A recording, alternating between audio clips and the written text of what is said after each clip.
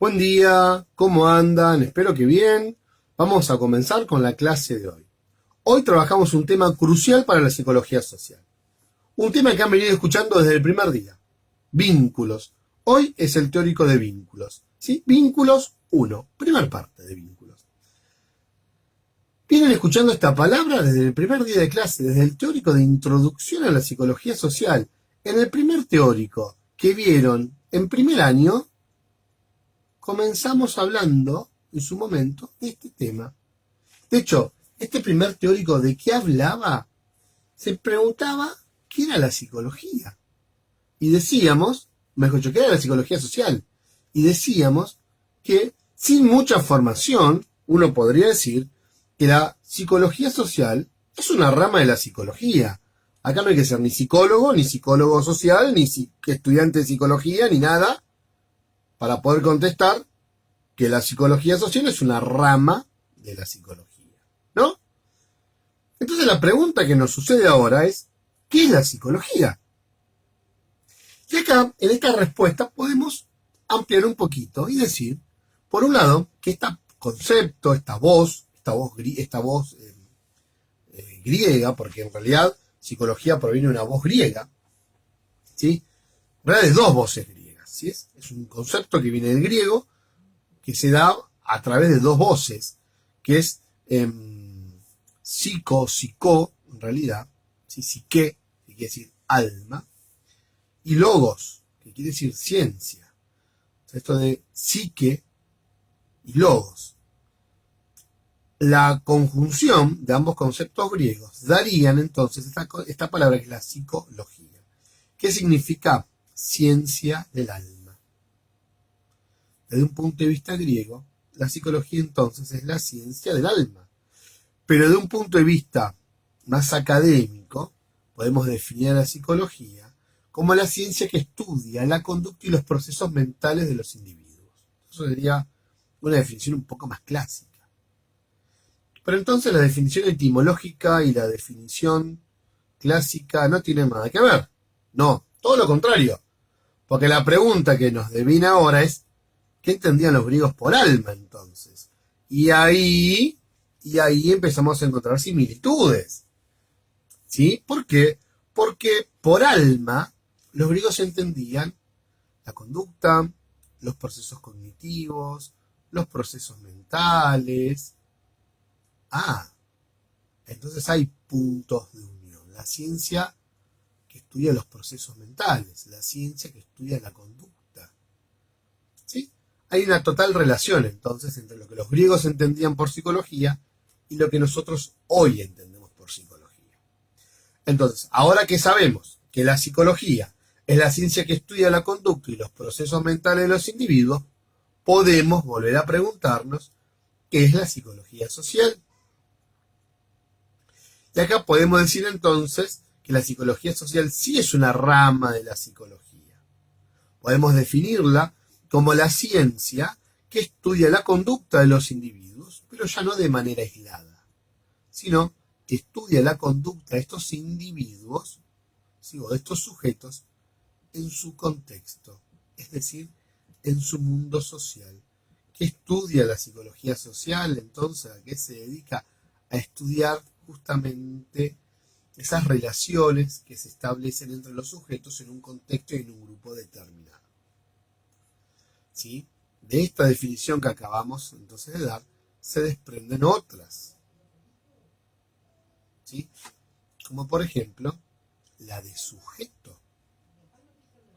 Si dijimos que era la ciencia, recién dijimos que la psicología social era la ciencia que estudia la conducta de los individuos, la conducta de los sujetos, ¿sí? En su contexto o en su mundo social, ¿qué entendemos por sujeto? Sería la segunda pregunta. ¿Y qué entendemos por sujeto? ¿Qué es un sujeto? También está esta definición en el primer teórico. Entendemos a un sujeto como un ser de necesidades, que satisface sus necesidades en relaciones que lo determinan. Fíjate, ya hablamos de relaciones en la misma definición de sujeto. Ser de necesidades que satisface sus necesidades en relaciones que lo determinan. Ya aparece la palabra relación. cuando hablamos de un sujeto. También un concepto visto en el primer teórico de psicología social, Introducción a la psicología social. De ahí que podemos hablar del objeto de estudio de la psicología social. ¿Cuál es el objeto de estudio de la psicología social que también vimos en ese teórico? Los vínculos. Los vínculos. En otras palabras, podemos decir que el objeto de estudio de la psicología social son las relaciones que se establecen entre un sujeto y un otro, dentro de un contexto social, de un entorno determinado. ¿Qué son los vínculos? Entonces, los vínculos son esas relaciones que se establecen entre un sujeto y un otro. Y esas relaciones que se establecen entre un sujeto y un otro tienen características determinadas. Atento, es pregunta de examen. ¿Cuáles son las características de los vínculos? Atento a esto. Entonces, ¿cuáles son esas características de estas relaciones? O mejor dicho, de los vínculos. ¿Cuáles son las características de los vínculos? ¿Sí? Podemos hablar de diferentes características. La primera de ellas la vamos a llamar mínima unidad de análisis.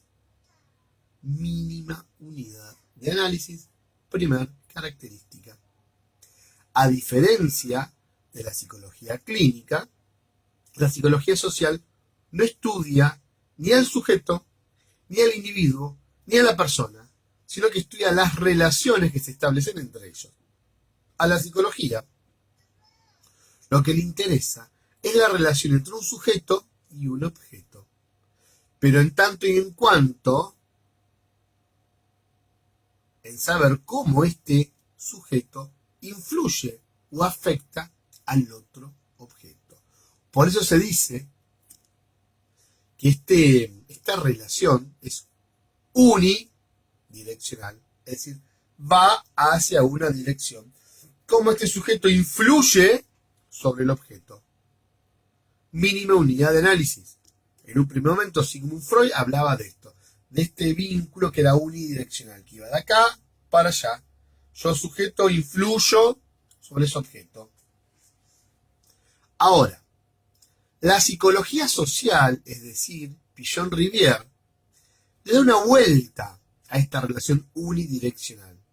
Y sin dejar de ver cómo el sujeto afecta al otro objeto, al cual Pichon llamará objeto subjetivado, es decir, el objeto es otro sujeto, también le interesa ver cómo al entrar en contacto este sujeto con este otro objeto y a modificarlo, este objeto subjetivado también afecta al sujeto. Es un ida y vuelta. Yo afecto a este otro sujeto o a este otro objeto subjetivado y este otro objeto subjetivado me afecta a mí. Vamos y venimos. Es decir, cuando entran en relación un sujeto y un objeto, no solo sale modificado o afectado el objeto, sino que también se modifica o afecta el sujeto en esta relación. ¿Sí? Todo esto que acabamos de decir es el sustento de la teoría del vínculo. De acá que denominamos a esta relación vincular, bidireccional o de mutua afectación. ¿Sí? Entonces tenemos vínculos, según podríamos decir, la psicología freudiana, unidireccionales, como el sujeto afecta al objeto, o según Pichon-Rivière, estos vínculos bidireccionales o de mutua afectación, es decir, como yo afecto al objeto o sujeto objetivado y como el sujeto objetivado me afecta a mí. Nos afectamos mutuamente cada vez que entramos en contacto.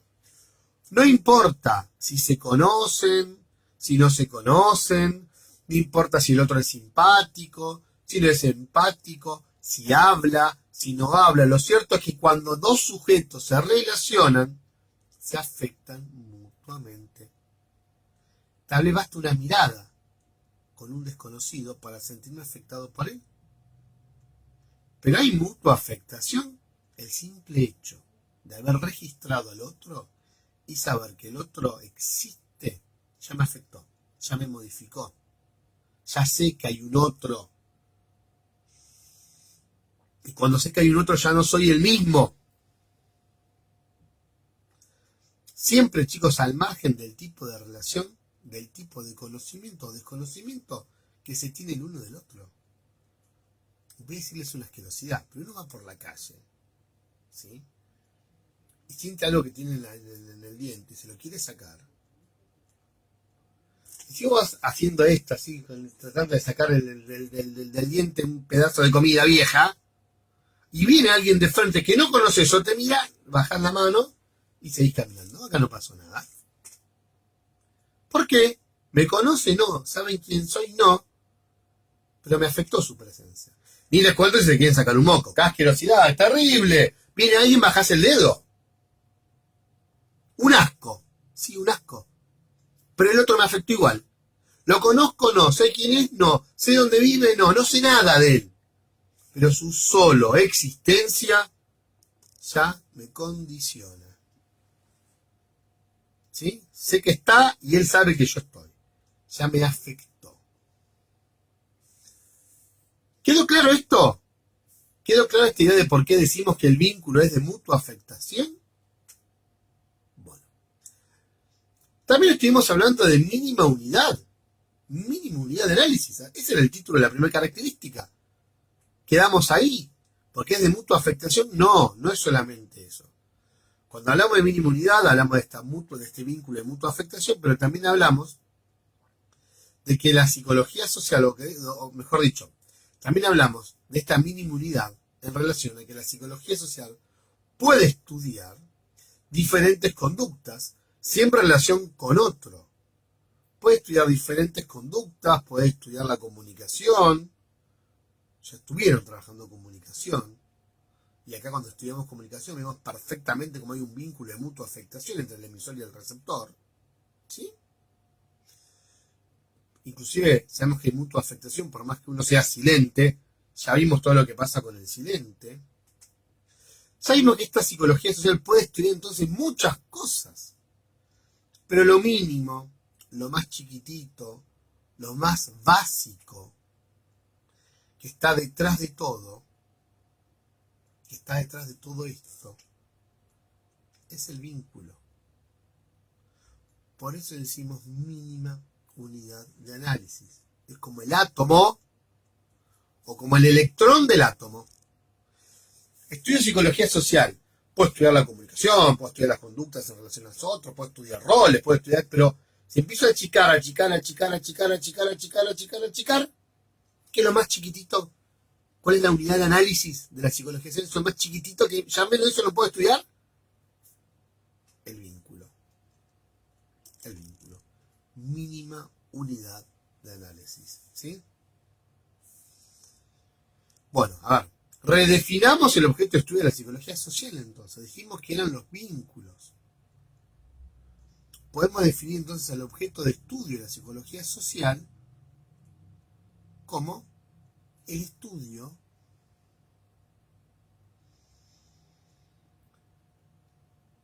de los efectos subjetivos que tiene el encuentro con el otro. ¿Sí? Entonces, volvemos al objeto de estudio de la psicología social. Podemos definir al objeto de estudio de la psicología social no solo como el vínculo, sino como los efectos subjetivos que tiene el encuentro de uno con un otro. Otra característica del vínculo es la condición de supervivencia. Hoy, cuando comenzamos la clase, definimos al sujeto como un ser de necesidades, que para poder satisfacer estas necesidades necesitaba relacionarse con un otro. Por lo tanto, es una condición de supervivencia a tal punto que si cuando nosotros nacemos no nos relacionamos con otros, morimos. Pero a medida que vamos creciendo, también necesitamos de un otro para seguir viviendo. Muchísimas de nuestras necesidades las satisfacen otros. Y si no, pensemos en la pirámide de Maslow.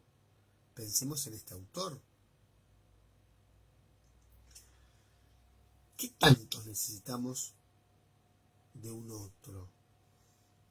Hoy en día, ¿a qué punto necesitamos de un otro que si no existe un otro, morimos? Estás exagerando, Juan. ¿Cómo que si no existe un otro, morimos? Sí. ¿Por qué? Un otro nos propicia luz. Un otro nos propicia agua.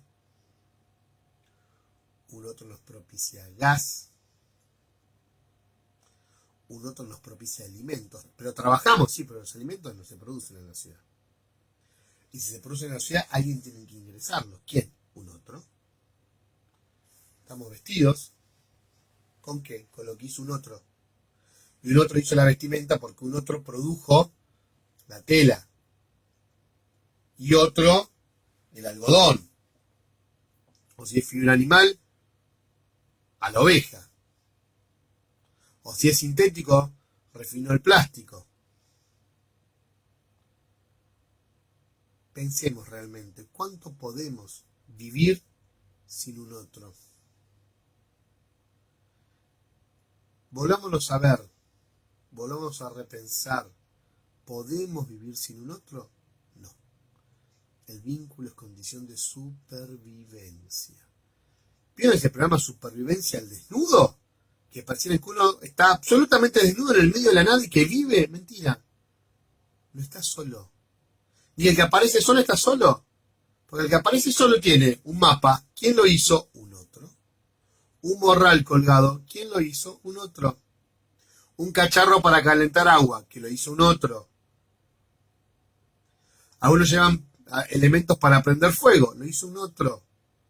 Y además están con un otro que lo están filmando. No está aislado.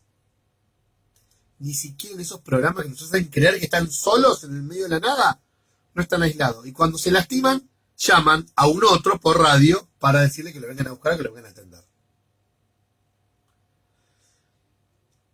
Necesitamos de un otro para sobrevivir siempre.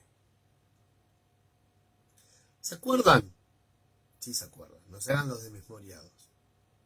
Que vivimos aislados, completamente aislados, casi 6 meses, hace unos años atrás,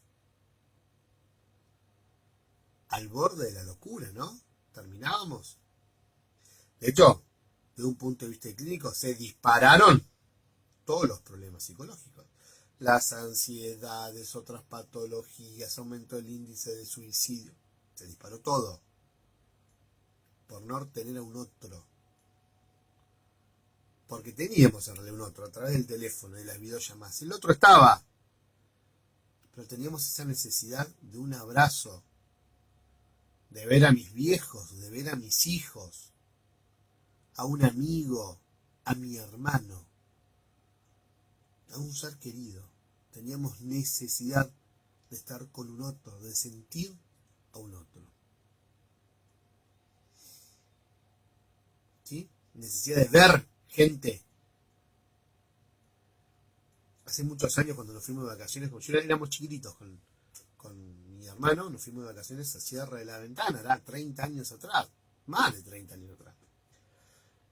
Y me acuerdo que era todo un camino agreste, donde no había prácticamente ciudades. Y me acuerdo que cuando mi hermano más chico se deprimía cuando no había gente. Agarraba el bajón. Y en un momento nos dice, despiértenme, no cuando lleguemos. La pregunta es la consigna fue, despiértenme cuando vean gente, cuando vean un otro que no seamos nosotros.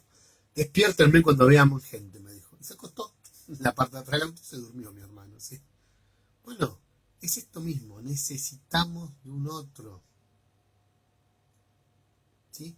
¿Qué pasaba en ese momento? Primaba lo vincular. Necesitábamos ver a los demás. Condición de supervivencia, si no enloquecemos.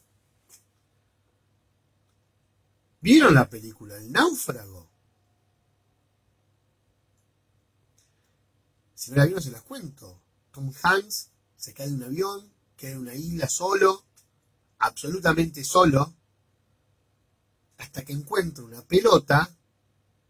¿Y qué hace? ¿Se pone a jugar al fútbol? No. Crea a un otro. Lo llama Wilson.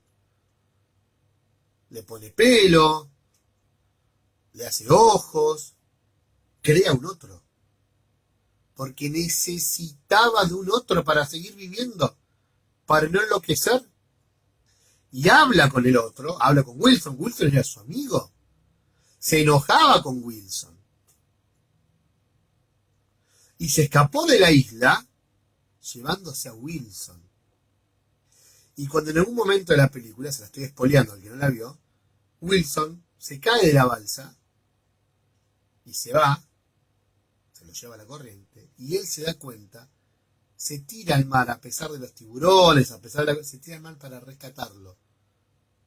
Porque se estaba yendo, se estaba ahogando su amigo. Un otro, no una pelota. No una pelota, ¿sí?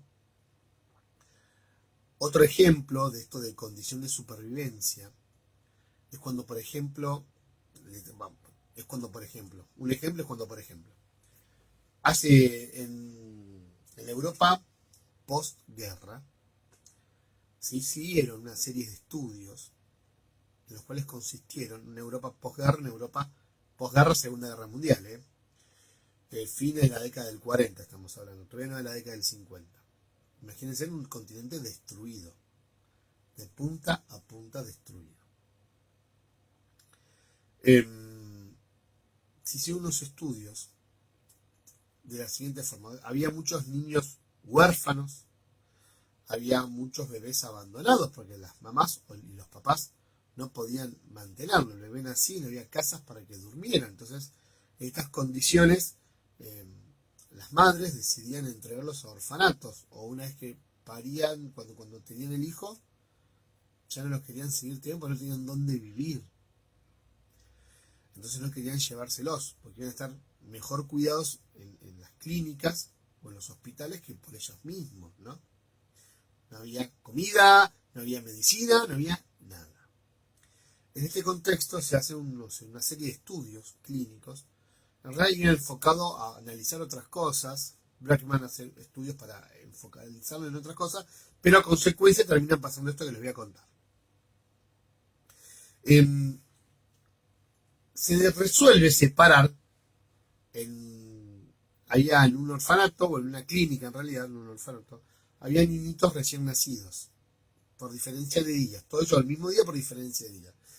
Se resuelve hacer 2 muestras de 10 niños. 10 niños y 10 niños. Indistintamente el sexo, mezclados eran, ¿sí?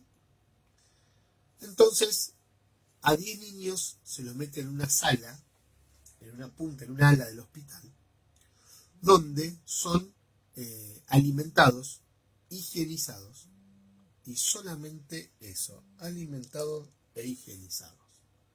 No había nada más, o no se hacía nada más con ellos que eso, ¿sí? En otra sala, además de estar estos otros 10 niños, además de alimentarlos e higienizarlos, se les brindaba contacto físico, cariño, amor. Se cantaba, se los acariciaba, ¿sí? Se los cargaba. Lo mismo que uno haría con un bebé en tu casa. A estos 10 tenían ese trato con otras personas. Los otros 10 no tenían trato con personas, solamente higiene y alimento, ¿sí? Nadie les cantaba, nadie les hacía una caricia, nadie los alzaba. No. En el transcurso de un tiempo, los 10 bebés que habían tenido contacto con las personas que se les habían cantado, que se los había querido, esos 10 bebés que se habían vinculado con un otro, estaban vivos. Los otros 10 habían fallecido.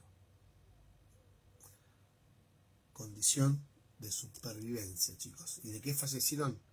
De nada. No tenían ninguna enfermedad de base. No se murieron de neumonía. Fallecieron justamente por carecer de este vínculo. El vínculo es condición de supervivencia. Otro tipo o otra característica, mínima unidad de análisis, condición de supervivencia. Otra característica es la de circuitos de comunicación y aprendizaje. ¿Sí?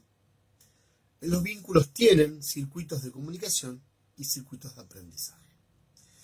Para que la relación, para que el vínculo sea sano, tiene que darse una comunicación sana. Y sabemos, ¿sí?, ya a esta altura, que la presencia del otro me modifica. Sabemos entonces que se da un vínculo bidireccional y de mutua afectación. Por lo tanto, si me modifica y encima aprendo, me modifico.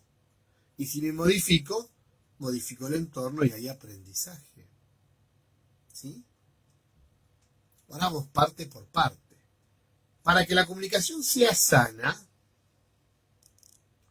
decimos que tiene que ser clara, franca, directa, permanente y dialéctica.